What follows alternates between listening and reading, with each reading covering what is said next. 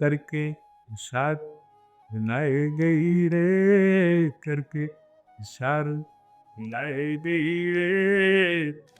भगवान कृष्ण और राधा रानी के प्रेम से हम आम जन क्या सीख सकते हैं?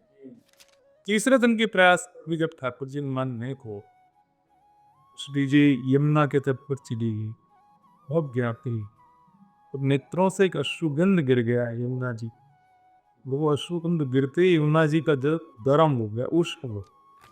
हमें श्यामला विया, श्यामला। भगवान की माखन चोरी अपने आप में कई सारी लीलाओं में सबसे श्रेष्ठ लीला मुझे माखन चोरी की लीला क्या कुछ सिखाते हैं? कि सद वस्तु असद व्यक्ति के पास जा रही है तो ठाकुर जी कह रहे हैं उसके लिए चाहे मुझे धर्म के विपरीत जाकर कार्य करना पड़े कभी। सद वस्तु किसी असद व्यक्ति के पास नहीं है चाहिए।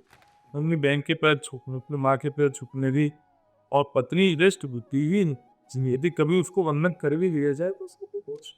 यहाँ पर व्यक्ति जरा से श्रेष्ठ कर्म कर लेता है तो उसको इतना अभिमान और इतना यश का भान उसके चित्त में हो जाता है कि वो अपने आगे अब अपनी स्थिति से कभी नीचे नहीं आ सकता, अपनी पदवी से नीचे नहीं आ सकता। पर ठाकुर जी सिखाते हैं कि अपनी पदवियों से कभी कभी उभरना सीखिए, प्रभुता का त्याग करना सीखिए। अगले दिन ब्याह था मीराबाई का, सारे पोशाक रखिए सामने, श्रृंगार के सामग्री रखिए। अगले दिन ध्यान होना है मीराबाई, और रात में मीराबाई तो सुबह उनकी मोह को खाने आती। अगर हम किसी की लाइफ के सारथी बन सकते हैं तो कौन सी दो तीन मोटी मोटी बातें याद रखें वो तीसरे का जरूर होला किया है, सच्चे साथ फिर उनसे और क्योंकि अंत में सब कुछ नष्ट हो गया है तो काल्की अवतार की जरूरत क्यों पड़ी? भगवान महाकाल के निधि ठाकुर श्री राधा वल्लभ भाई जी कैसे बने कि ये इस समय ने अभी तक नहीं सीखी। बहुत सुंदर बात कहते हैं विष्णु कथा। तो भगवान यदि मैं पांडवों के पक्ष में होता ना तो या तो आपके दाएं खड़ा होता, अगर आपके बाएं खड़ा होता, अगर आपके पीछे खड़ा होता। आपके रूप का दर्शन तो तभी होता जब मैं सामने खड़ा होता। हाँ, तो मैं इसीलिए गौ को पक्ष में था कि मैं आपको देख सका।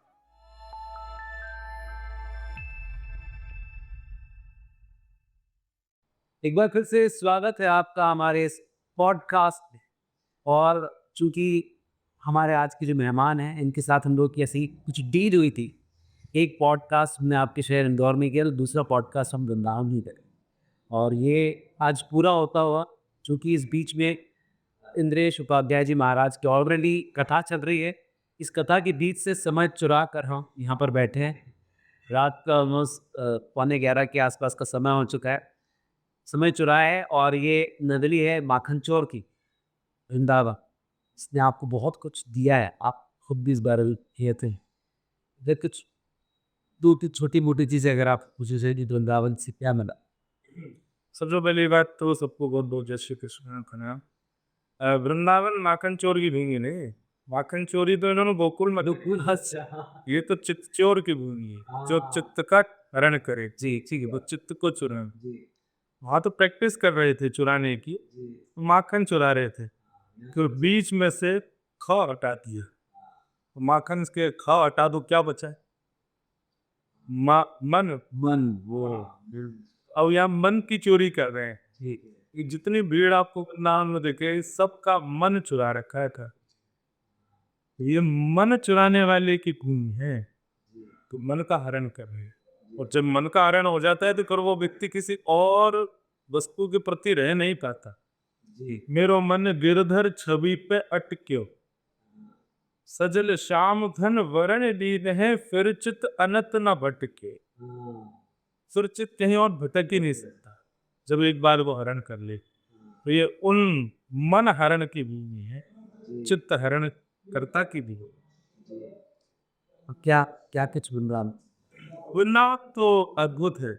मैं कहा करता हूँ कि वृंदावन देखने का विषय नहीं, वृंदावन सुनने का विषय नहीं है, वृंदावन बोलने का विषय नहीं है, वृंदावन अनुभव का विषय। ये अनुभव कराता है।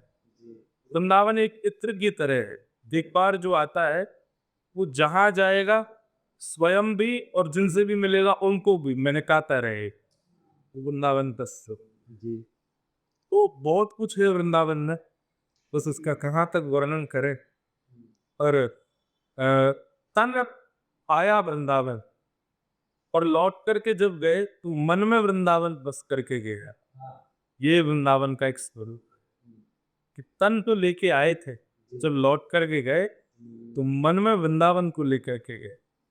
यहाँ से जाने वाले को कभी चित्त में अन्य भाव आ जाए तो समझो वो वृंदावन गया ही नहीं था। उसके चित्त में सदा वृंदावन बसती, वृंदावन उसके चित्त में रमता रहे, बार बार इच्छा हो।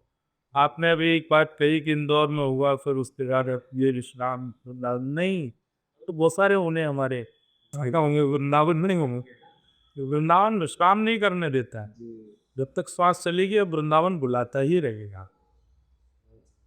दूसरी बात, वृंदावन जो है ये अचल श्यामा श्याम का ही स्वरूप है।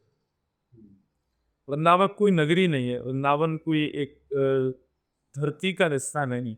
हाँ, दिखता है ग्लोब में, दिखता है मैप में, पर मूल रूप से वृंदावन इस पृथ्वी भूखंड का हिस्सा नहीं। किशोरी जी का चित्त है, किशोरी जी का स्वयं का ही घर है कि ठाकुर जी को भाया हुआ है वो स्टेना। जी। हम ज़्यादातर इस पॉडकास्ट में हम लोग बहुत सारे आपके ड्राइवर पर सुने। अभी रिसेंटली आपका एक गीत जो बड़ा पॉपुलर हो रहा है और उसको बहुत वो तो जस्ट इंजा पीता है। मैं चाहता हूँ इसको सुने, उसकी बात फिर मान लो। ये कह रहा हूँ कि इशारों हिने वो उसकी धुनी बड़ी खूबसूरत है। जी, उसमें कथा ऐसी है जी। कि ठाकुर जी फाल के दिन आ गए, जेहली के दिन आ गए। हाँ, सो ठाकुर जी थे सब गोपियाँ कहीं ना कहीं इशारे से मटकी को चल करवे जामे या कुछ काम करवे जामे, ठाकुर जी के इशारों पर लाला उड़ी आ रही, अच्छा आए जाइयो। तो एक दिन सब ग्वाल वाल सब बैठे थे, बोले लाला सबरी गोपी बुला के गई है, चल रहे भी चले बरसाने। ठाकुर से बोले हेरी गहरी इनकी बुलावे पर नहीं जाऊँ। लंता बुला के गई, बोले वो कैसे बुलाते रहे, गोबर छोड़ती है, गोबर छोड़ती होकर गोबर चुराती है। विशाखा बुलाई के बुलवाते बुलावे को नहीं जाऊं। तभी ठाकुर जी को एक सखा बोलो, बोले श्री जी बुलाए के दिन ले तू झूठ बोल रहा, वो नहीं बुला सकता ना, सच में बुला के कहे। तब ये पद गाया करके इशारों लाई गई रे, करके इशारों लाई गई रे, बरसाने की छुई राधा गोरी गोरी, बरसाने की छोई राधा गोरी। ठाकुर जी कह रहे अच्छा, इशारों करके बुला के गई। हाँ, और बताओ और था कह के गई। तब श्री रामा कह रहे, बोले लाला कह के गई है, जो कहाँ मेरो घर नहीं जाने, जो कहाँ मेरो घर नहीं जाने, जो कहाँ मेरो घर नहीं जाने, जो कहाँ मेरो घर नहीं जाने, ऊंची हवेली आ गई है, बरसाने की छोरी राधा गोरी। लाला संकेत दे के गई है, तो कहा बोले लाला को अगर मैं वो घर ना पता हो तो वो बता दिया, ऊंची हवेली। ऊंची हवेली एक ही है 84 कोस में, बरसाने में श्री कृष्ण मानो जी की जो हवेली है वही है ऊंची हवेली। ठाकुर जी वाला एक्साइटेड है कि बोले हर बताना होता है। बोले और भी कुछ संकेत तो देख गई हूँ।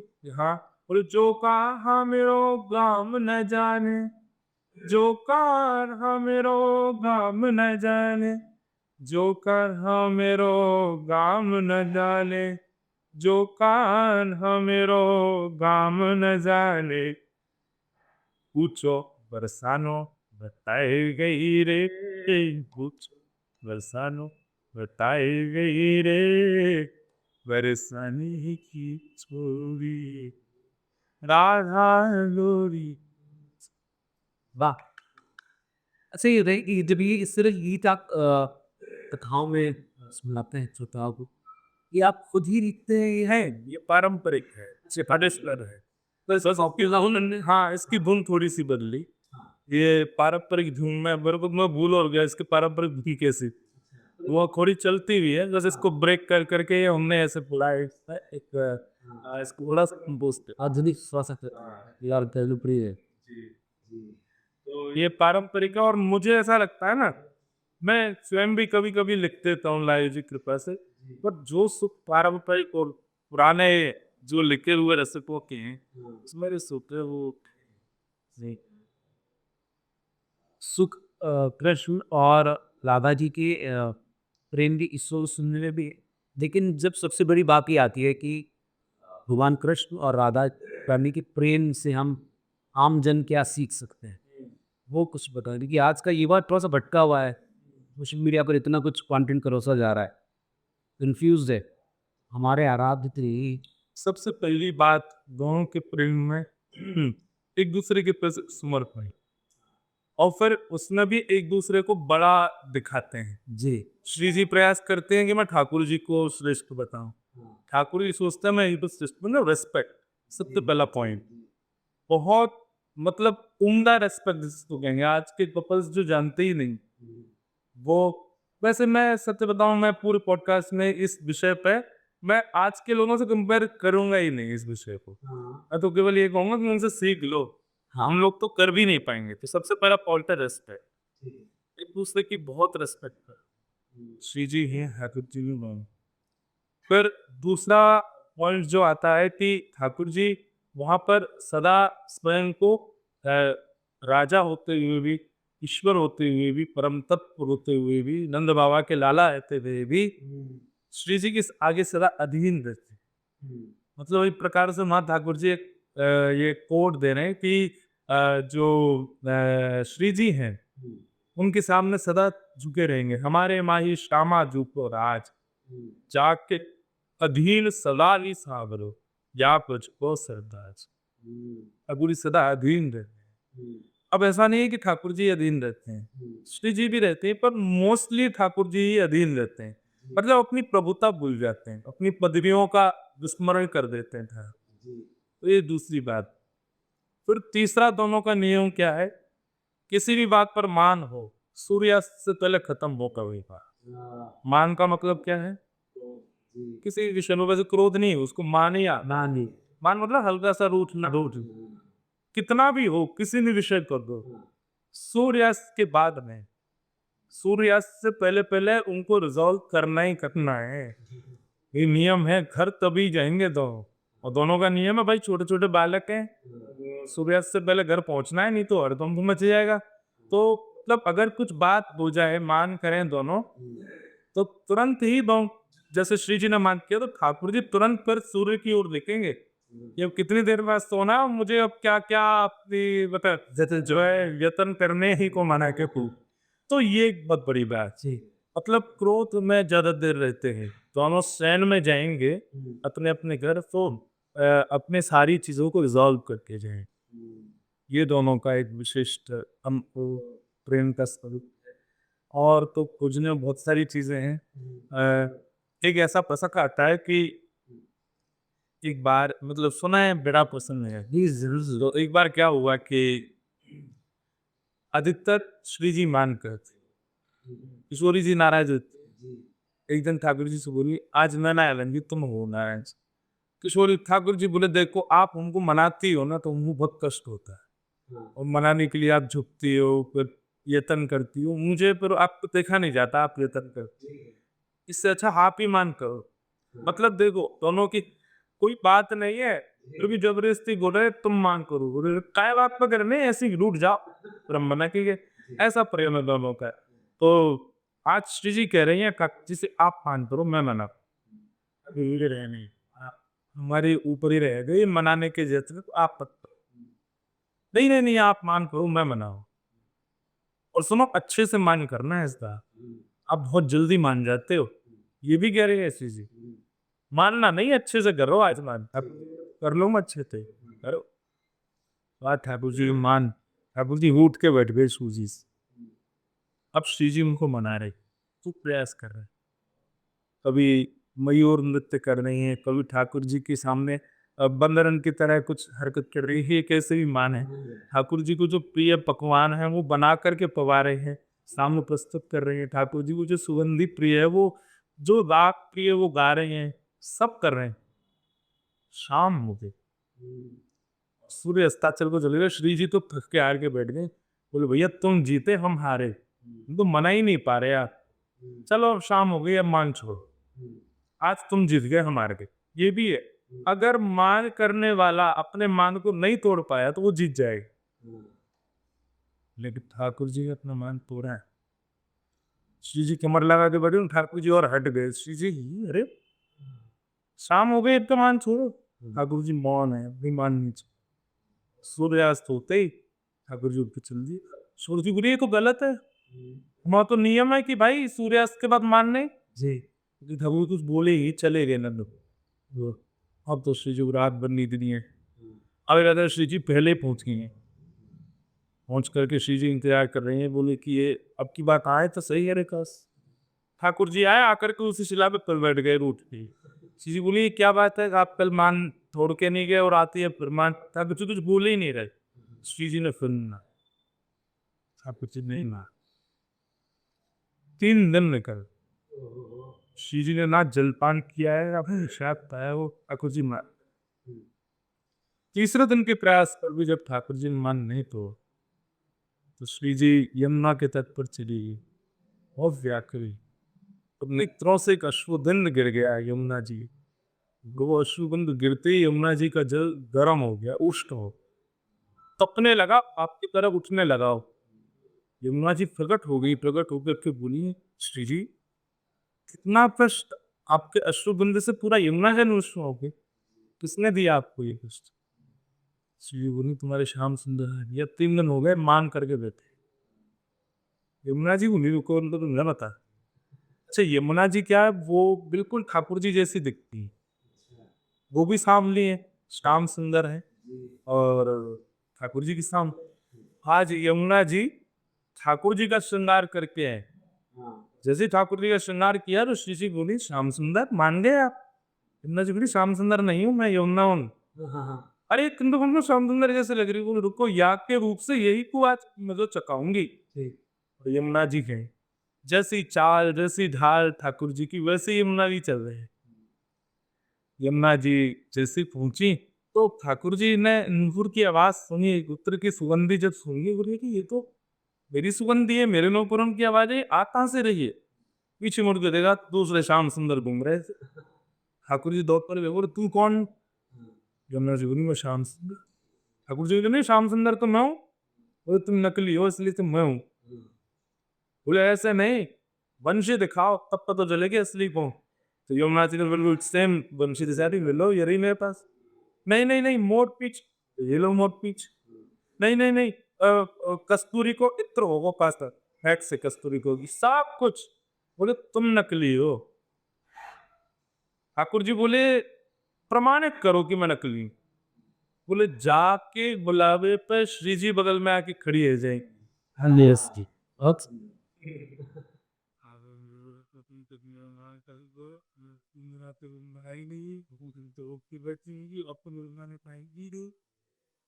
दोनों ने टेर बजाई रंशी, श्री जी सामने से है और ठाकुर जी गए। श्री जी ने आज तेरी कहूंगा आपके पास है। श्री जी को चल ये तो नकली है, कोई बेवकूफी अब नहीं हो। और यमुना जी के बगल में जाकर के श्री जी खड़ी, जितने भी सखियां आ गई सब आके लगी ठाकुर जी के बगल में बात कर रही। सब उनको गए नकली ठाकुर जी जाओ चलो यहाँ से। सो ठाकुर जी बोले कि चाहे उछलक हो गए, जैसे भी चीज है तो पूरे यमुना जी गई, जाकर भी ठाकुर जी भी हाल है वो मना कर भी बोली ठाकुर जी आज के बाद कभी मान करिए मेरी चीज। ठाकुर जी बोले मैं वचन दे रहा हूँ, इनको गुस्सा आवे तो ये बंद करेंगी, मो को गुस्सा आवे तो मैं इनको कह दूंगा वो गुस्सा आ रहा हो बार कर दूं, तब भी ये बंद करे। ऐसा दाव का प्रेम है, बहुत सारे उसमें प्रसंग लीलाएं हैं, आज का वर्णन नहीं कर सकते। बस सुन लीजिए समझ लीजिए, जितना हो सके उसका अनुसंधान करने का, उसका अनुसंधान भी नहीं चाह पाए। बस ये है कि एक दो पॉइंट्स है जो मैंने स्टार्टिंग में कहे हैं जी, इन्हीं के काल भगवान कृष्ण हमेशा राधा रानी की मुस्तैद रहते, अभी नहीं बैठा नहीं रहते। कई जगह पे मैंने ये चीज़ सुनी है कि कई बार पुरुष ये इसको जानता है कि मेरी भार्या या मेरी पत्नी जो है वो मुझसे बेहतर है, क्या मैं लोग की सर्विस कष्ट कर सकूँ, तो बाकी लोग इस चीज़ का पूरा बना ही कर ना सही करते रहते दिया। क्या इसमें कुछ गलती तो है नहीं। हम देवी को प्रणाम नहीं करते। और हाँ भैया, अब ये बात मैं कहूँगा तो लोग मेरे पीछे पड़ेंगे कि आप ऐसा क्यों कह रहे हैं? पर मुझे इसमें कोई दोष ना दिखे। उन्होंने बहन के पैर छूने दी, माँ के पैर छूने दी, और पत्नी श्रेष्ठ बुद्धि ही है। यदि कभी उसको वंदन कर भी दिया जाए तो उसके तो बस आप भी छोटे थोड़ी हो जाओ। जी, बहुत सही। भगवान की माखन चोरी अपने आप में कई सारी लीलाओं में सबसे श्रेष्ठ लीलाओं से एक। माखन चोरी की लीला क्या कुछ सिखाती है? बिल्कुल। माखन चोरी लीला के पीछे एक बहुत बड़ा रहस्य है। रहस्य ऐसा है कि जो ठाकुर जी के ग्वाल बाल थे ना, ठाकुर जी के वो खेलते थे, कौनी मार दी, गिरा दिया तो वो रोने लग जाते। ठाकुर जी बोले, भाई तुम गोकुल में रहते हो, जहाँ प्रत्येक घर में 1000 गौवंश, इतना दूध घी दही होता है, उसको गोकुल कहते हैं। जहाँ पर एक प्रकार से घी के कुएं हैं, उसको गोकुल कहते हैं। तुम लोग खाते पीते नहीं हो ऐसे नाजुक से। तब ग्वाल वालों ने कहा, लाला, महाराज कंस ने कर लगा रखा है, टैक्स लगा रखा है ब्रजवासी, कि हर ब्रजवासी को इतने से अधिक घी दूध दही रखने का अधिकार है। वो सब जाकर के मथुरा बेचना पड़ता है, और बेचना भी नहीं, वो बहुत सामान्य से धन में हमको देना पड़ता है ऐसे। तो हम लोग अपने धर्म में रख नहीं सकते। और इसका प्रमाण ये है कि हर शाम को कंस के सैनिक आते हैं देखने के लिए, प्रत्येक घर में किसी ने बचा तो नहीं। तो इसलिए लाला आऊंगा, मैं तो मिले ही ना खा भाई, तू तो राजा को बेटा है, तो मिल जाए। ठाकुर जी ने तब मन में विचार किया कि एक सत वस्तु असत व्यक्ति के पास जाती, वो बिना श्रम किए, मेहनत भी नहीं करते हैं मथुरा के लोग और एक कंस के सैनिक लोग। मेहनत करें हम, गौ पालन करें हम, गौ की रक्षा करें हम, और दूध घी दही दे दें इन लोगों को। जी। ठाकुर जी ने तब विचार किया, भाई मैं बालक हूँ, मैं समझाऊंगा तो कोई मानेगा नहीं, क्या करें? वो ठीक है, राशि राशि नहीं मिलेगा तो गैर राशि से चोरी करके खाएंगे। जब सैनिकों को बोल दिया जाएगा, भाई तू घी दही सब चोरी है क्या, तो सैनिक भी क्या करेंगे? चोर बोले नहीं लोग। तब ठाकुर जी ने सब ग्वाल वालों से कहा, भाई हाँ सुन लो, आज जितने अच्छे काम कर रहे हैं सब आज कर लो, कल से तो चोरी होगी। तब ठाकुर जी ग्वाल वालों के साथ गोपियों के यहाँ जाते हैं, और जा करके माखन चुरा लेते हैं, कहीं से घी चुरा लेते, कहीं से थे। और फिर उसका वर्णन आता, मरकान भोक्षण विमजति सचिनाप्त्र भांडम घनत्ति। ठाकुर जी ग्वाल वालों को भी खिलाते हैं, बंदरों को भी पवात से। मतलब किसी भी रूप में कंस के पास ना जाए। तो इसके पीछे मूल कारण जो है वो बहुत सारे कारण, पर एक ये है कि सद वस्तु असद व्यक्ति के पास जा रही है, तो ठाकुर जी कह रहे हैं उसके लिए चाहे मुझे धर्म के विपरीत जाकर कार्य करना पड़े कभी, और सद वस्तु किसी असद व्यक्ति के पास नहीं है, रुचि कुपात्र के पास नहीं जाए। बहुत सुंदर। अब अगले गीत की तरफ बढ़ेंगे। शाम ना दिमाग, ये बहुत मेरे ख्याल से बहुत पॉपुलर गीतों में से एक है। जी, ये हमारे भारत के एक रविंद्र जैन नाम के गायक ये है, उनका ये गीत है। बस कुछ वर्ष पहले नील साह के एक गायक रहते थे, उन्होंने मुझको सुनाया था, तो उनसे सुनकर के मैंने ये कथा में गाया था। आज से लगभग 6 साल पहले वो पॉपुलर हुआ है अब जाए। हाँ, ये वो क्या भाल सी है, सुन राधिका दुलारी तेरे द्वार का भिखारी हूँ मैं, शाम का पुजारी पीड़ा है हमारी, श्याम लाल हमें, श्याम नाम मेरा हमें, श्याम दिया हमें, श्याम बहुत खुशी है, बहुत खुशी है। अच्छा, तब एक इंसान को बहुत कुछ बदलाव देता है सकारात्मक रूप से, वैसे देखा रहा है। और जैसे कि हम लोग कल चर्चा कर रहे थे इस चीज़ को लेकर कि एक ऐसी कथा नासिक में होने वाली है जी। जो आपकी लाइफ की भी तप लेकर आने वाली है 1 महीने का, इस बारे में कुछ बताएँ? इसका बस एक ही भाव है कि वैसे तो हमारे यहाँ शास्त्रों में ऐसा कहा गया, मदानम न तको निज्य न शौचम न व्रता न च। श्रीमद् भागवत में ये कहते हैं प्रहलाद जी महाराज, प्रिय दे मलया बच्चा हरिरण्य विडम्बनम। दान से, तप से, पवित्रता से, यज्ञ से, आदि आदि इन नियमों से, ये तप की क्रियाओं से ठाकुर जी प्रसन्न होते हैं, ऐसा जरूरी रहे। किससे प्रसन्न होते हैं ठाकुर? तो प्रिय दे मलया, या निर्मल मन वाली भक्ति से ठाकुर जी प्रसन्न होते हैं। परंतु कभी कभी अगर किसी कोई व्यक्ति थियोरेटिकली ठाकुर जी से प्रेम करता है, ग्रंथों को पढ़ करके, रसिक जनों की वाणी सुन करके, सेवा करके, तो उसके अंतर्गत यदि वो तप की क्रियाएं करेगा तो ठाकुर जी प्रसन्न होंगे। मतलब वैसे ठाकुर जी से प्रीति नहीं है, कथा से प्रीति नहीं है, रसिक जनों की वाणी से प्रीति नहीं है, बस तप ही तप में लगे हैं, वृद्धि लत कर रहे हैं, यज्ञ यज्ञ कर रहे हैं, ठाकुर जी को प्रसन्नता नहीं। इसलिए मेरा मत था कि अ, अगर ऐसा मुझे एक किसी की संत की आज्ञा हुई कि इस प्रकार से कथा मुझे सुननी है, तो मैंने इस पर विचार नहीं किया। कई लोगों ने मुझे मना किया, बोले कि नीना इतने वो ऐसे क्या कहते हैं, इतनी नियमों में कैसे हो गया? मुझे करना है, बस इस बार तो ये करना है। मेरा बस भाव ये है कि वहाँ नियम ऐसा है कि मुझे 3 बार काल संध्या करनी है, करते ही हैं। पर इस बार की संध्या ये है कि वो गंगा जी के अंदर ही कर, वो गोदावरी जी। जी। दूसरा नियम है कि मुझे स्पर्श रहना है, सीधे स्पर्श चाहिए।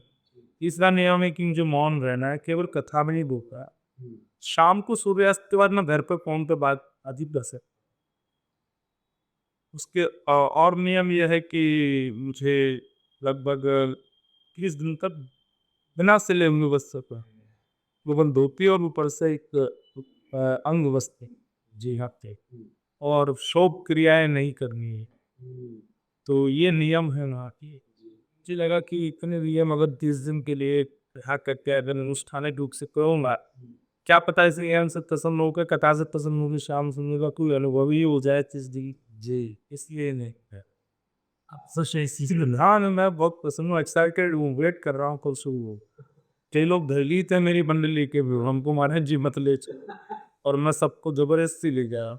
जी, ऐसा मौका बार बार नहीं। कृष्ण जब सारथी बनते हैं तो बहुत कुछ सीख देगा। अगर हम किसी की लाइफ के सारथी बन सकते हैं, तो कौन सी 2-3 मोटी-मोटी बातें याद रखें, तो दूसरे का ज़रूर भला किया जा सकता है। सच्चे सारथी बन सकते साथी तो एक ही थे, स्टिग्लिश। हम तो केवल खाना भीति कर सकते, और बहुत बड़ी बातें हैं उसमें। सेनयोर भयोर मध्ये रथम स्थापयमिच्युत। ये प्रार्थना नहीं थी भगवान से, आज्ञा थी भगवान। अर्जुन कह रहा है भगवान से, मेरे रथ को ले आइए, और मुझे लेकर के उभय सेना के बीच में चली। मतलब सेवक स्वामी को आज्ञा कर रहा है, और स्वामी का स्वभाव क्या दिख रहा है वहां पे? जो आज्ञा तुरंत लेकर के आए हैं, और तुरंत अर्जुन को बैठा करके उभय सेना के बीच में ले जा करके को खड़ा कर देते हैं। यहाँ दीनता दिखती है ठाकुर से, वो उतने सरल है। यहाँ पर व्यक्ति जरा से श्रेष्ठ कर्म कर लेता है तो उसको इतना अभिमान और इतना यश का भान उसके चित्त में हो जाता है कि वो अपने आगे अब अपनी स्थिति से कभी नीचे नहीं आ सकता, अपनी पदवी से नीचे नहीं आ सकता। पर ठाकुर जी सिखाते हैं कि अपनी पदवियों से कभी कभी उभरना सीखिए, प्रभुता का त्याग करना सीखिए। सदैव प्रभुता में रहना ये मानवीय लक्षण नहीं है। प्रभुताएं त्याग करके कभी सहज बनना, ये मैं ऐसा कहूंगा, सहज होना, सरल होना, ये मानव का एक देन है। उसको एक धारण करना चाहिए। वो तो कथा में एक बात और कहता हूँ लोगों से कि गिरिराज जी की परिक्रमा लगाओ, वृंदावन में परिक्रमा लगाओ, व्रत अनुष्ठान करो, उसके बदले ठाकुर जी से मांगो क्या? उनको सरल बना, उनको सहज बना, उनको सिंपल बना। ये अभिमान हमको छुए ना नाथ, ऐसी कृपा। मैं तो नित्य कहता हूँ अपने ठाकुर जी से कि ठाकुर जी बस कभी मान मत आए, कभी अपने मैंने कुछ किया है ऐसी भावना मेरे चित्त में होता है। सब आप गा रहे हो ये भावना सिद्धांत देना, ये लक्षण हम श्री कृष्ण से सीखते हैं। वो दीन रहते हैं, वो सरल रहते हैं, वो सहज रहते हैं हर स्थिति। भगवान महाकाल के निज ठाकुर दादा वल्लभ जी कैसे बने, ये किस्सा मैंने अभी तक नहीं सुनी। मतलब ये तो हम जानते हैं, वो निज ठाकुर थे, पर हमें बहुत बार इसका जिक्र भी है जी। लेकिन ये कैसे संभव हुआ, थोड़ा सा इस बारे में हम चाहते हैं। महादेव ये निरंतर ठाकुर जी का स्मरण करते रहते। जी। हमारे यहाँ के ब्रज के जितने साहित्यिक प्राचीनतम ग्रंथों का प्रादुर्भाव भी महादेव की वाणी से ही हुआ है। तो महादेव नित्य ठाकुर जी का चिंतन स्मरण करते रहे, तब महादेव के ही चित्त में जो स्वरूप और जो भाव विराजमान था, उसी का प्रतिबल स्वरूप हुआ कि श्वेत द्वीप की है भगवान श्री राधा वल्लभ लाल जी प्रकट प्रकट होकर के महादेव से सेवा स्वीकार करने है। तो महादेव और पार्वती जी दोनों वहाँ श्वेत द्वीप में राधा वल्लभ लाल जी की सेवा करते हैं। और एक आत्मदेव नाम का ब्राह्मण हुआ इसी कलिकाल में, उसने तपस्या की। महादेव बहुत दीन था, उस पर ज्यादा धन नहीं था। वो इसलिए तपस्या कर रहा था कि महादेव प्रकट होंगे तो मैं खूब सारा धन या ऐसी कोई रत्न या मणि मांगूंगा जिससे मेरा घर चले। जी। महादेव प्रसन्न हो गए, तुम वरदान मांगो, क्या चाहिए? बोले आपके पास आपके हृदय की सबसे बहुमूल्य रत्न जो हो वो मुझको दे। महादेव रोने लगे, बोले भैया कुछ भी मांग ले, मेरे हृदय का रत्न मत मांग। मेरे हृदय के रत्न तो राधा वल्लभ लाल। लेकिन उसको ये बात कहाँ पता थी, इसने सोचा कि महादेव हाथ जोड़ के कह रहे कि मत मांगे, इसका मतलब तू बहुत बहुमूल्य हो।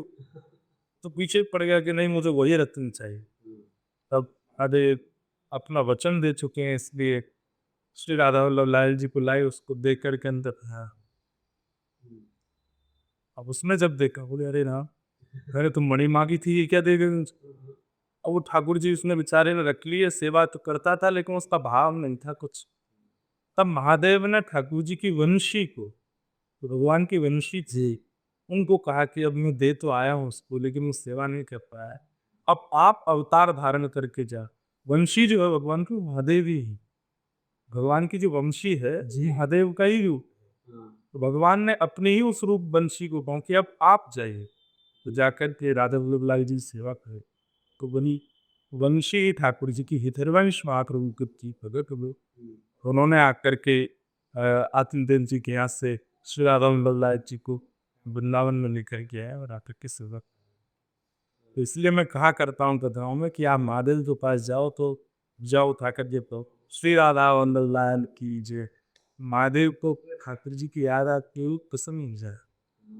ये हम लोगों ने किया रिसेंट, क्योंकि आप तक हम सुना था हमने, और हम हमारे ऑफिस के चेयर पर लोग जो गए वहाँ पर हम चिल्ला रहे थे, और वो भी था।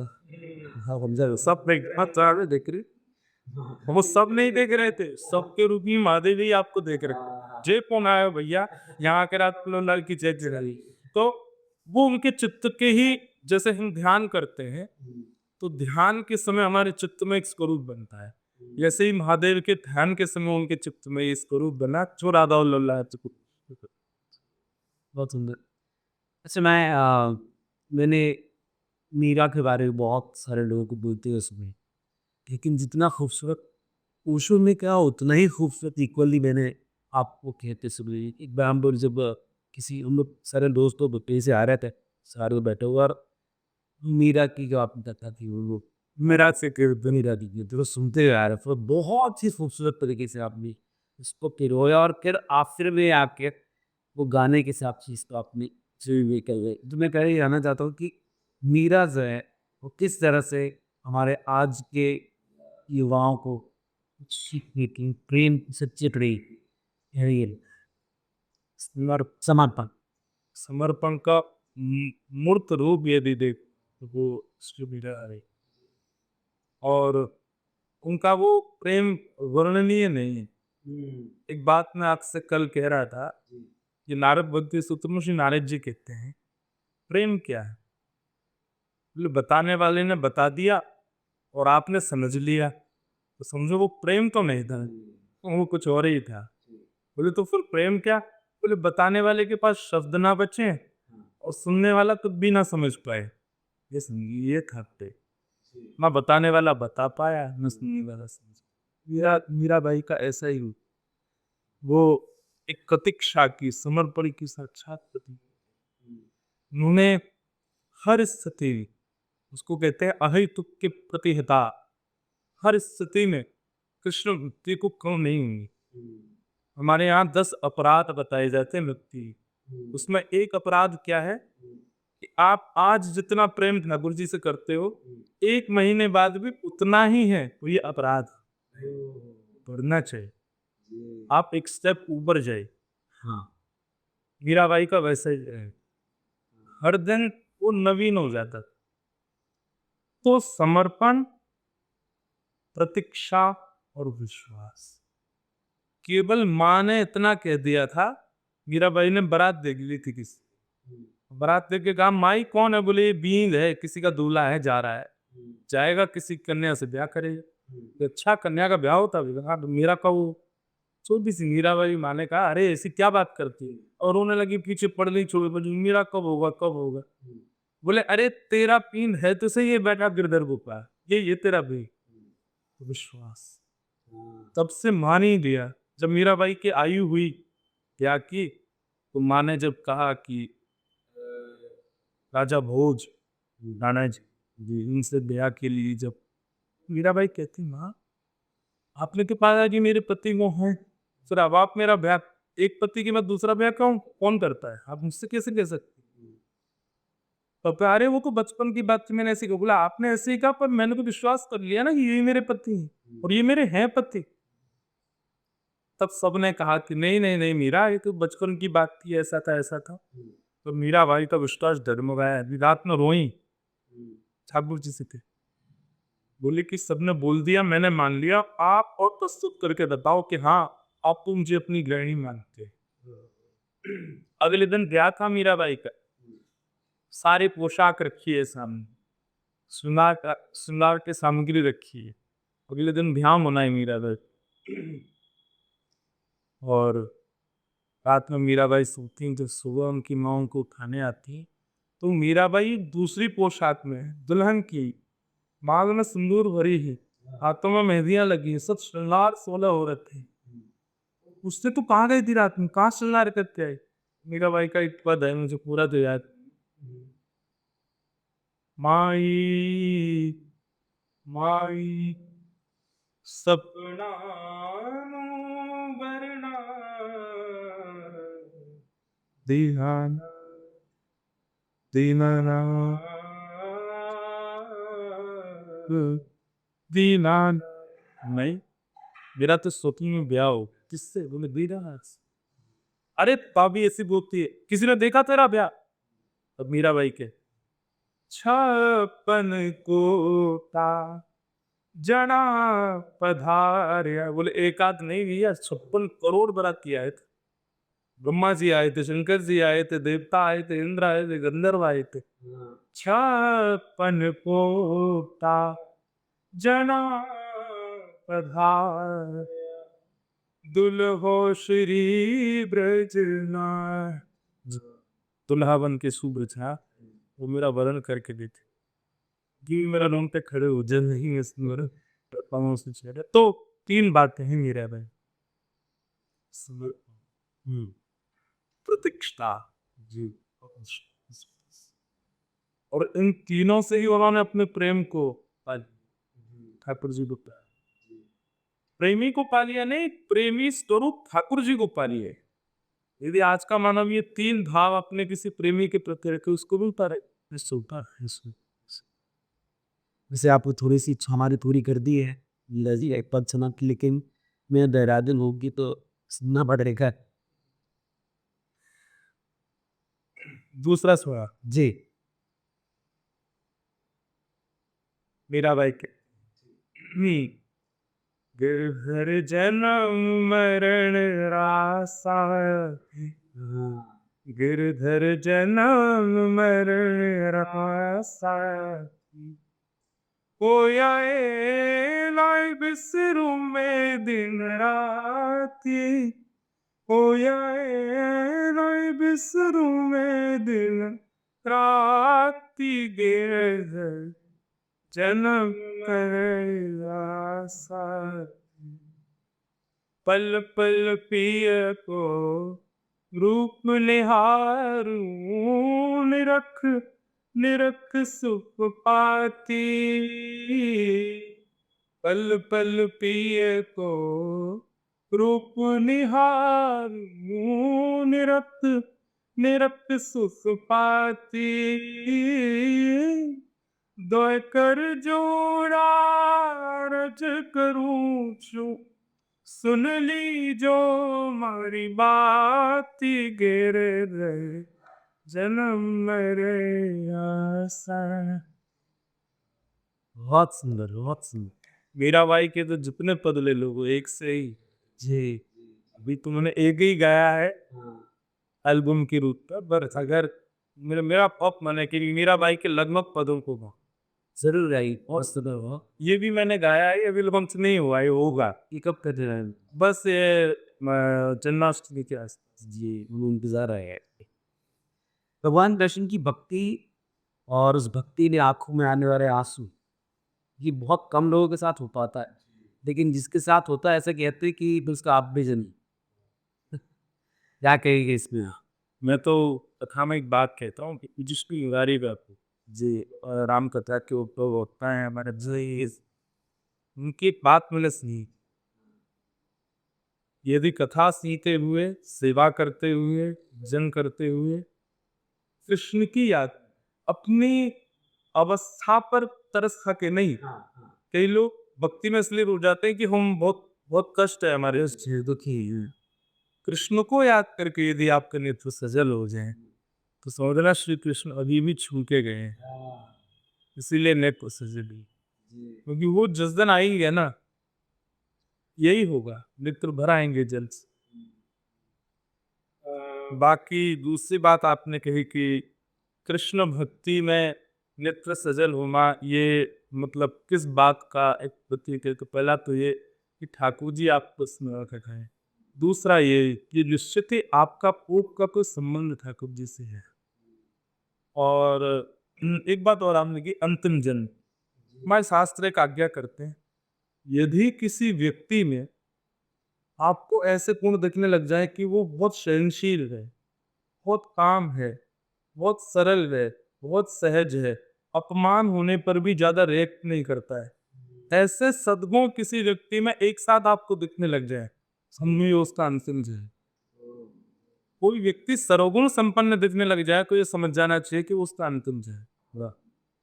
लेकिन कोई व्यक्ति जरा से कहने पर चिड़चिड़ा जाए, जरा सा कुछ गलत बोलने पर और क्रूर हो जाए, जरा सा उसके मान पर बात आ जाए तो वो अपना बदला लेने के लिए खड़ा हो जाए, समझना अभी इसके बहुत सारे जन्म होने वाले हैं।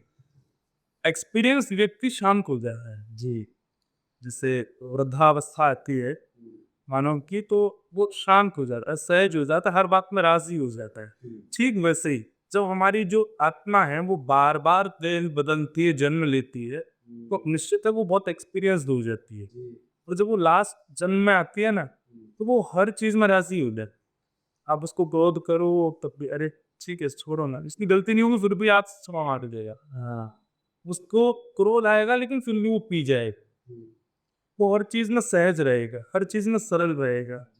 उसका अपमान भी कर देंगे तो चार लोग कहेंगे तेरा अपमान लो, अरे छोड़ो ना कोई बात नहीं। ऐसे गुण जिसमें दिखने लगे हैं, समझ जाना ये उसका अंतिम जन्म, उसकी आत्मा एक्सपीरियंस हो गई है, ऐसे शास्त्र के। जी, जी, जी, बहुत बढ़िया।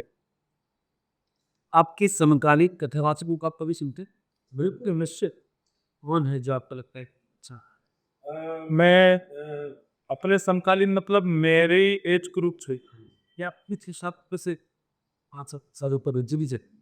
नहीं वैसे मैं अधिकतर जब मेरे को श्रवण का मतलब भाव आता है जी, तो मैं परम पूज्य श्री मतलब पीठ वाले पूज्य श्री लालन दास जी महाराज को सुनता है। जी, और उनके अतिरिक्त कभी मेरा भाव आता है तो मैं पूज्य श्री रमेश दहीजा जी महाराज उनको स्टोर करता हूँ।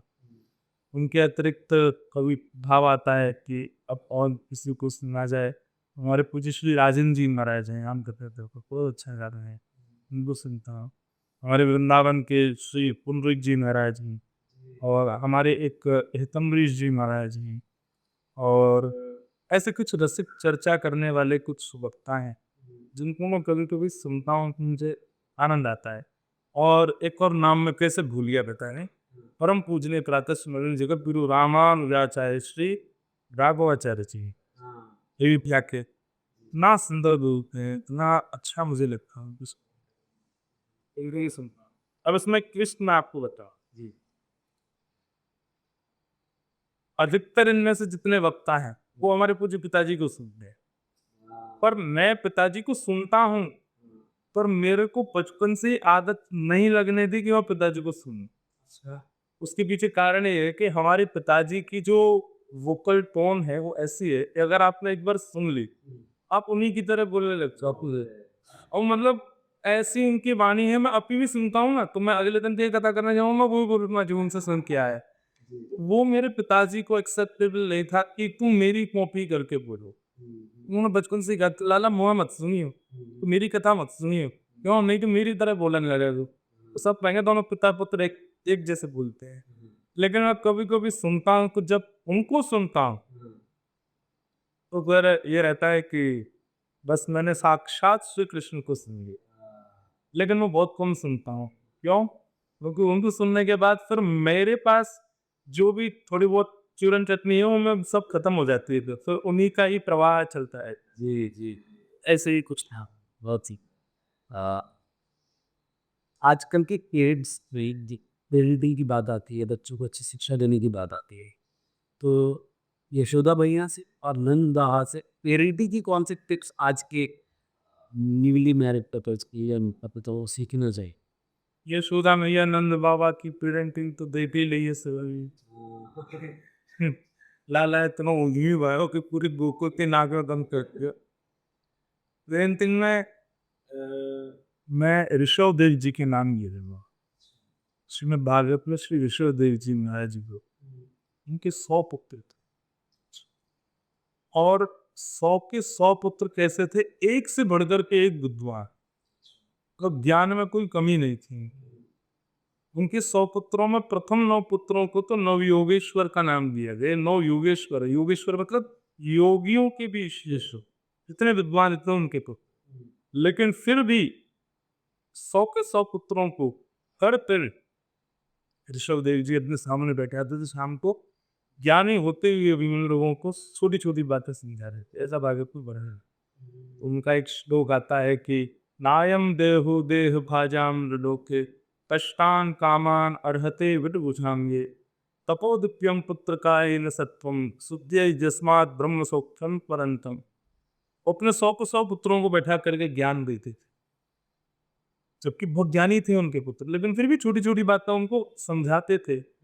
उनकी पेरेंटिंग में ये थी कि तुम चाहे जितने ज्ञानी हो जाओ, मुझसे मैं तुम्हारा पिता हूँ और मैं पिता ही रहूंगा, तुम मुझसे श्रेष्ठ नहीं हो सकते, इस बात को सदैव याद रखना। भले ही वो ज्ञान में श्रेष्ठ होंगे कहीं ना कहीं अपने पिता से भी ज्यादा, लेकिन फिर भी उन्होंने बचपन से ही ऐसा नियम बना के रखा कि उनके 100 को 100 पुत्र रोज शाम को उनके चरणों में बैठते थे तो वो ज्ञान उपदेश करते। तो एक पेरेंटिंग का ये आया, ऐसे और भी यार। बाकी नंद यशोदा ये तो भैया लीला वाली बात आ गई, यहाँ पेरेंटिंग तो कम ही भैया है, लाड़ लाड़ ज्यादा भैया, और यही हमारे विवेक को हमारा का नहीं है। अच्छा कहीं कोई बहुत सारी बातें इस मेरे रिप्रेजेंट पॉडकास्ट में कभी ओपिनी के पार्ट्स के लेकिन ये पे सवाल है कि जब कली वायरस सब नष्ट हो जाए ललिया तो आज आ चुका है। ये कलयुग के अंत की बात है, कलयुग के अंत में सब कुछ नष्ट हो जाए तो काल के अवतार की जरूरत क्यों पड़े? तो सबसे पहली बात, कलयुग के अंत में सब नष्ट होगा ऐसा नहीं। अच्छा, कलयुग नष्ट करता ही जा रहा है, धीरे धीरे धीरे नष्ट की ओर ही जा रहे हैं हम लोग। आपका बाल्यकाल और मेरा बाल्यकाल आज के समय से बहुत अच्छा है, आप भी जानते हैं। जो मैंने और आपने अपने बाल्यकाल में देखा या सुना या अनुभव किया होगा, वो अब कभी नहीं हो सकता वो दोबारा जी। और वो सुख आगामी पीढ़ी कभी देखे ही नहीं पाएगी। इसका मतलब क्या है? वो जो सुख आपने मुझने मैंने देखा वो नष्ट हो चुका है। ऐसे ही कलयुग हर दिन नष्ट कर रहा है। हमारी हमको लगता है कि बहुत सारी व्यवस्थाएं बढ़ गई हैं, पर नहीं, हम बहुत चीज़ों से अब विलग होते चले गए। तो कलयुग हर दिन नष्ट करता हुआ जा रहा है। दूसरी बात क्या है कि कलयुग ऐसा नहीं करेगा कि उसका अंत आएगा तो सब खत्म हो जाएगा, नहीं।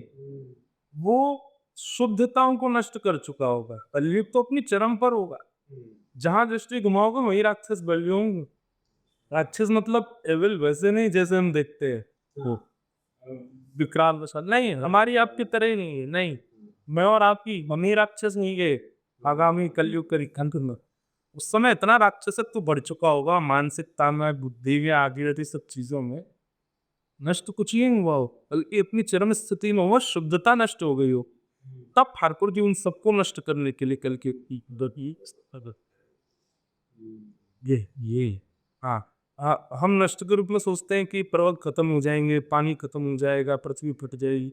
वो प्रलय, प्रलय अभी नहीं होगा। प्रलय का तो प्रावधान बताया जाता है कि सतयुग का द्वापर कलयुग, सतयुग का द्वापर कलयुग, सतयुग का द्वापर कलयुग जब 71 टाइम्स गिनते हैं तब ब्रह्मा का एक दिन होता है। ऐसे ब्रह्मा के जब 100 वर्ष नहीं है तब प्रलय हो, प्रलय कालीन समय में नष्ट होगा। अभी तो वो शुद्धताओं को, शुद्ध विचारधाराओं को, सरलताओं को, सहजताओं, इनको नष्ट करेगा। वो तो चरम स्थिति में होगा जब कलयुग कब की भगवान है। जी, बहुत ही खूबसूरत बातें चल रही। एक गीत हम बीच में देते जो है राधा रामनम, जो मेरे ख्याल से जिस खूबसूरती से कंपोज्ड है उतनी खूबसूरती से आप उसमें दिखाई भी दी दे सकते हो इसका आपका बना रहा है। ब्रज जन प्रिय बाल मुकुंदम राधारमण हरे हरे राधारमणम हरे हरे केसर तिलकम कृष्ण वरयम केसर तिलकम कृष्ण वरयम राधारमण हरे हरे राधारमण हरे। जी, महाभारत की जब बात आती है तो महाभारत की बहुत सारे कैरेक्टर हैं जिससे पहले भी बहुत सारी सीखी कृष्ण के अलावा अगर थे। आपका ऐसा कौन सा कैरेक्टर इसको लगता है कि भगवान कृष्ण को अगर एक तरफ रख कर देखा जाए तो आप कुछ सीखते हैं इससे? विषय जो भी कौरवों का कक्ष, जी, वो मेरे को बहुत फेवरेट है ये। बहुत सारे हैं, करण भी मुझे प्रिय लगता है, हिंदी भी मुझे प्रिय लगते हैं। तो विषय बता रहा हूँ जो क्योंकि वो पूरे ओपन नाटक कर रहे हैं गौरवों के पास खड़े होकर कि वो पक्षधर तो वो पांडवों के ही हैं। जी, प्रसंग ऐसा आता है कि जब भीष्म पितामह अपनी बाणों की सैया पर लेटे थे, भगवान कृष्ण की स्तुति गा रहे थे। भगवान कृष्ण ने भीष्म पितामह की स्तुति सुनते हुए कहा कि तुम इतना प्रेम मुझसे करते हो, तुम इतनी मेरी भक्ति करते थे, तो तुम पांडवों के पक्ष में क्यों नहीं रहे?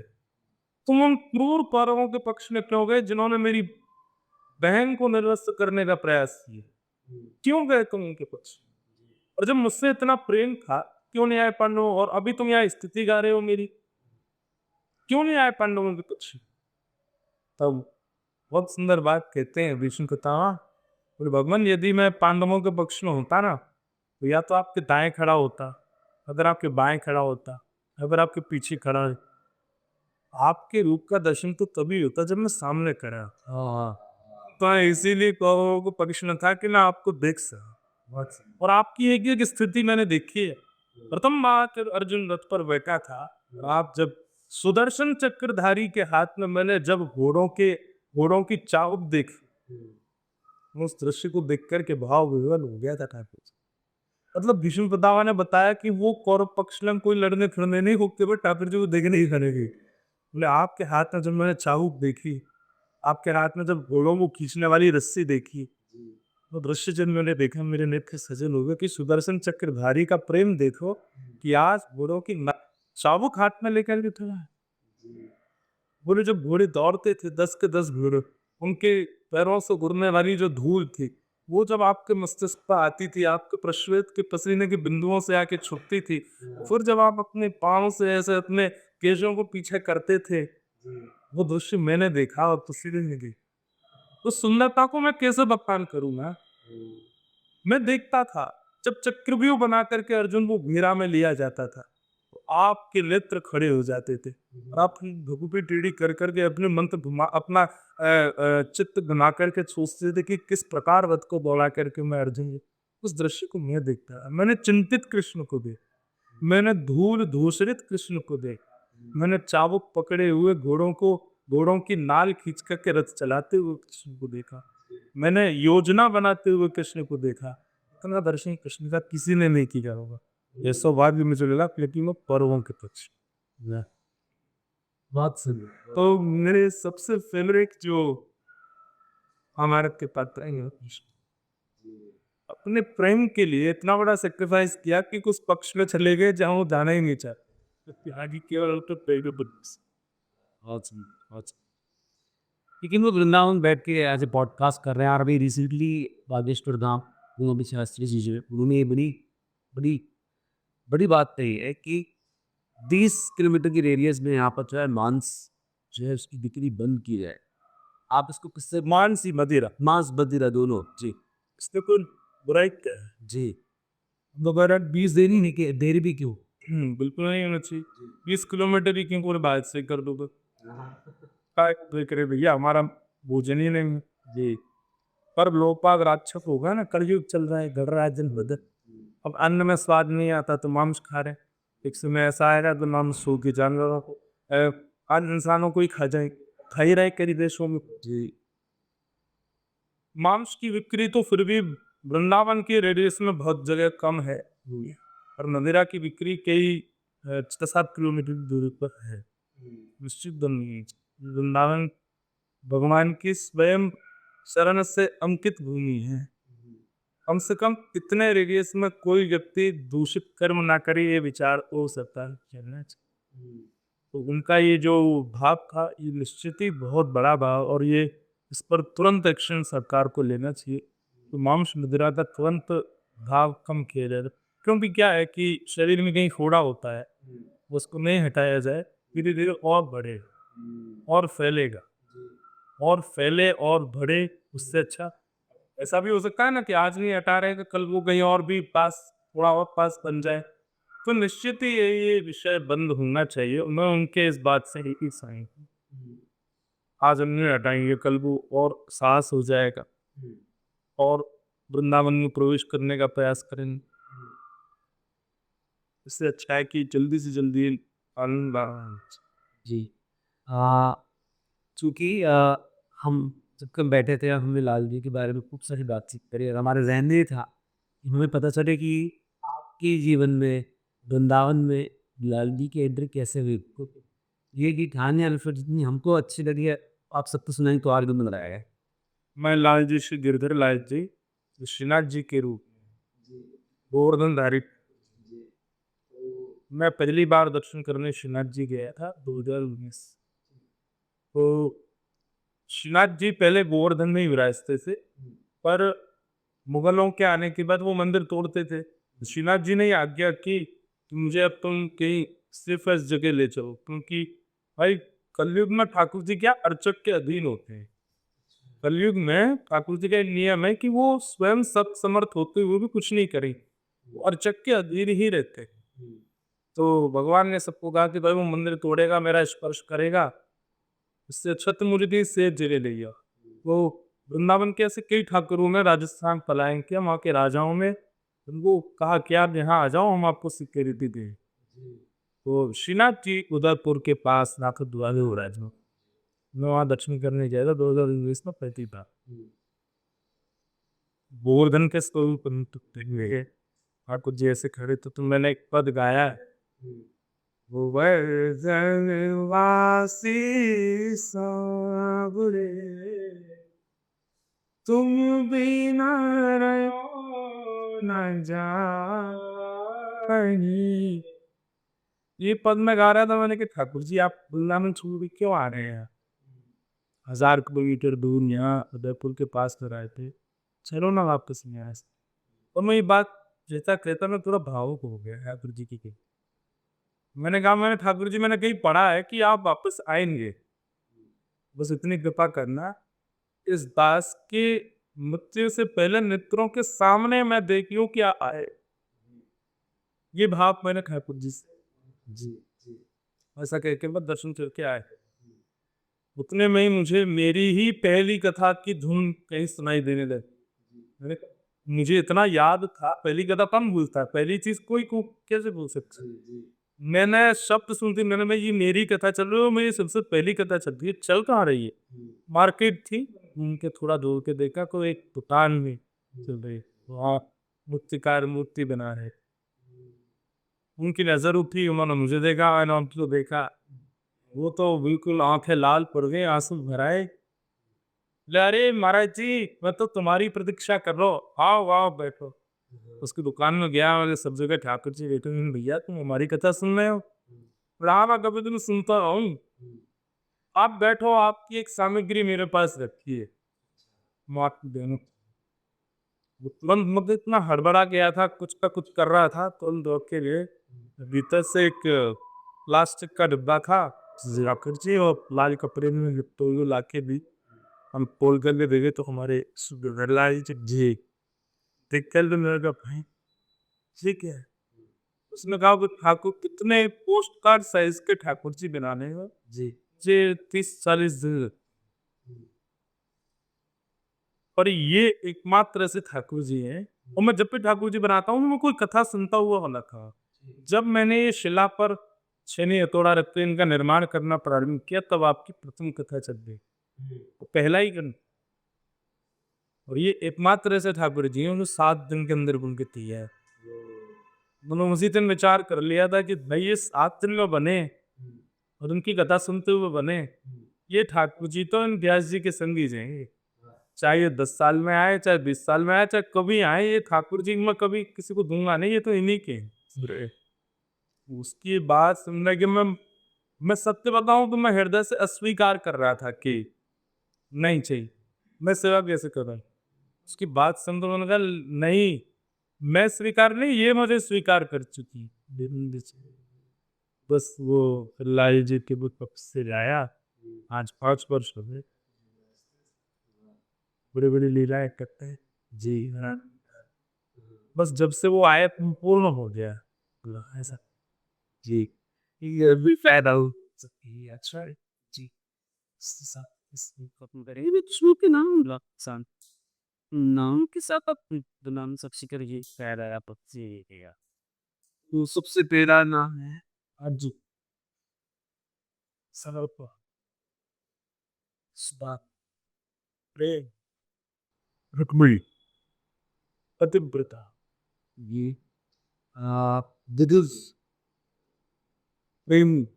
हाँ, और राधा जी की बड़ी अच्छी सखी ललिता जी के बारे में बहुत कम लोगों ने बहुत कुछ कहा है, लेकिन ना कुछ कहने ललिता जी जो है ये किशोरी जी एक बार अपना दर्पण में मुख देख गए और अपना ही मुख देखते देखते इतनी अधीन हो गई अपनी मुख पर, इतनी इतनी मतलब किशोरी जी बहुत कम अपना मुख देखती है दर्पण में।